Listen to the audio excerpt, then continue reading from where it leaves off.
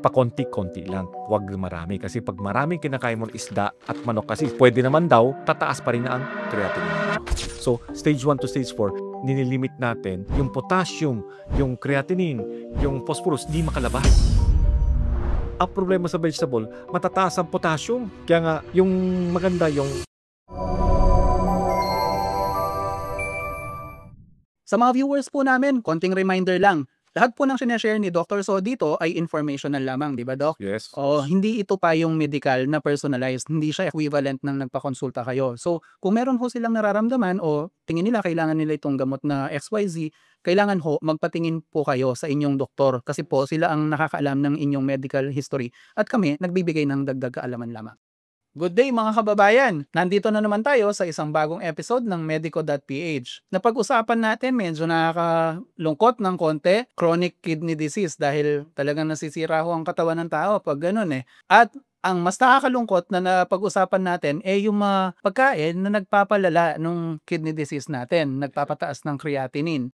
Kung naaalala nyo, bawal ang karne, bawal ang carbs, bawal matamis, bawal processed food, ang daming bawal. So, Doc, diretsahan na tayo. Tatanungin po namin, hindi lang ako, tingin ko lahat ng viewer natin nito ang tanong, ano pa bang pwede natin kainin? Yun ang problema. Okay, so talagang konti na lang. Unang-una, protein yan ang pinakabawal kasi. So, madaling sagot, konti lang. Kaya nga, pag magpapakain kayo, di ba? Konti-konti lang. Siya-chop lang para dumami lang. Ang pagprotein na pag-uusapan, ang mas maganda yung breast ng chicken. Tsaka yung mga fish na medyo matataba kasi maganda rin yung omega fish oil. Maganda sa katawan yun. Maganda papapaparang BP, maganda sa puso, yun ang mga fish. Pero pakonti-konti lang. Huwag marami. Kasi pag maraming kinakain mo isda at manok kasi pwede naman daw, tataas pa rin na ang creatinine niyo. Doc, sa mga isda, anong klase ng isda? May recommended ba kayo na iwasan o na mas maganda than others? Huwag lang yung tilapia kasi yung protein niya parang baboy. Kaya nga ayaw natin, pati sa puso ayaw rin natin. Yung mga medyo matataba, yung bangus, yun. Medyo mataba siya, yun pwede natin kainin. Salmon daw, Doc, maganda sa puso, maganda rin ba sa kidney? Okay, salmon, ang gulo eh. May nagsasabi, uy, okay siya kasi medyo mataba. Pero meron yung nagsasabi, uy, medyo mataas ang pagka-proteina niya, kaya nga ayaw rin niya. Kaya nga may makaiba, nagka-categorize, bawal. May makaiba, pwede. Kaya nga, hindi ko lang kung saan ako pupwesto. Kumbaga debatable. Yes, Doc? debatable. Then, kung gusto mong protina pa, yung egg white, yun, medyo okay pa siya. Pero huwag naman sobrang dami. Baka nakailang itlog na to. Baboy at baka, hindi na talaga. Baboy pa hindi na. Wag na. So, ngayon, kukuha ka ng protina sa vegetables naman. So, pare, may minsan mga munggo, ayun, na protina, pwede yun. Tapos yung mga konting soy, gano'n lang. Pero, Kuha ko, no, Doc? toka. Pero, yun, puro vegetables talaga tayo. Okay. So, medyo magiging vegetarian ka pala. Yes. Pero pwede naman yung konting chicken breast tsaka fish, no, Doc? Yes, coach. Okay. Other than that, Doc, sa vegetables, meron pa ba na ibang medyo kidney friendly? Hindi masyadong lalala yung stages ng CKD natin? Okay. Sa vegetable, ang problema sa vegetable, matataas ang potassium. Ang potassium ho, hindi maganda sa Hindi kidney. maganda sa kidney. Kaya nga, yung maganda yung C, yung cauliflower, cabbage, yun. Medyo maputi-puti siya. Hindi siya green leafy vegetable. So, hindi siya mataas ang potassium yun. Pwede yun. Then, parsley. Tapos, labanos. Yan, okay po. Labanos yun. Okay yun. Puti nga. Puti nga talaga. Then, bell pepper. Yun. Then, kung para sa lasa naman, yun. Pwede ka sibuyas. Tsaka bawang. Yun. Napakaganda nun. Yung bawang, nagpapababa parang blood pressure. Tapos, samahan natin konting bitter gourd, yung ampalaya. So, konti, hindi naman ginakarami. Okay. So, lilinawin lang po namin ng konti. Yung mga sinabi namin na mga green leafy, okay yun kung wala kang tama sa kidney. Tama. 'Di ba? Pero pag may CKD ho, dun po kailangan limitahan na lang, no? Yes, sir. So, stage 1 to stage 4, nililimit natin para, lalo na yung stage 4, yung potassium, yung creatinine, yung phosphorus, di makalabas. Ngayon, kung mataas na, hindi dialysis na. Kaya pinipigilan talaga natin. Kaso, pag dumating ka na sa stage 5, nagda-dialysis ka na, so yung makina, nagpapalisan ng creatinine, pinabababa ang creatinine, pinapababa yung potassium sa phosphorus, yun, medyo maluwag na konti yung doktor. So, pwede ka nang kumain. Konti-konti. Konti lang, hindi naman. Kasi, yung stage 5, siyempre may kidney parts ka pa rin na we are hoping pa rin na sana hindi masira. Lalo. Kaya nga, mas madaming konti, pwede na.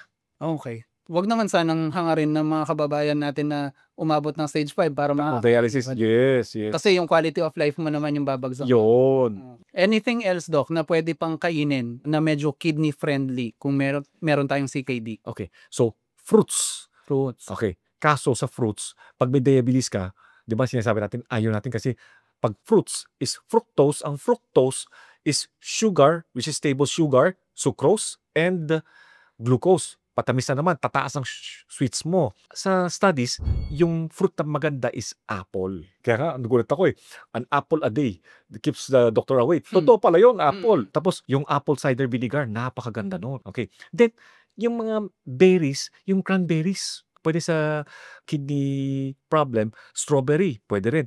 Huwag lang sobrang dami ulit. And then, watermelon, kasi rehydrate at nakakapagtulog sa sa kidney injury. Kaso, konti lang, huwag sobrang dami. Kasi matamis nga siya. Then, merong pineapple, tapos yung red grapes, maganda yon. And lemon, maganda rin siya. Then, siya nga pala, yung cranberries pala, maganda siya sa UTI. Sa mga infection, nakakatulong siya. Pero sana makakuha tayo ng totoong cranberry. Hindi ko alam kung yung mga juice na natin cranberry, yun, kasi may mga halong sugar. Sugar na Oo, yun. Kaya nga, nakakatakot. So, kailangan yung whole food na Yun. prutas talaga. Sakto, whole food. Yung pre-processed na na juice niya, no, Doc? Yes, coach. Okay. How about yung Doc, mga mushroom? Pwede po ba yun? Yun. Yun, shiitake mushroom, maganda siya. Pero yung ibang mushroom, hindi na ganyan kaganda.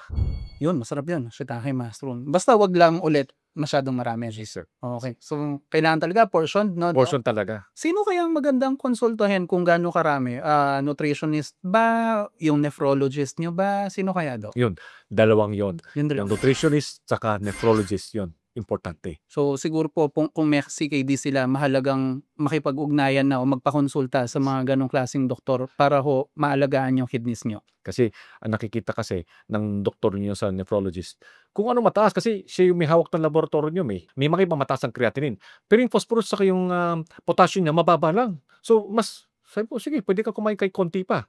Diba? So, kasi yung banana naman, healthy naman siya kay konti, pero mataas ang potassium. So, pipili ako ng may konting green leafy vegetable na maganda naman yung nutrition value niya, pero mataas lang ang konting potassium. Pero hindi naman ganda kataas pa siya, konti pwede. So, kumbaga, ibabase sa test nyo kung ano yung mas pwede sa hindi.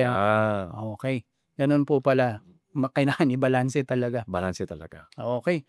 Super dami nating natutunan, lalo na sa mga kababayan natin na kahit nasa stage 1 pa lang, sana naman wag masyadong lumala para po maalagaan yung kidneys natin. And again, wag nyo namang hangarin na umabot kayong stage 5 para mas lumuwag sa pagkain.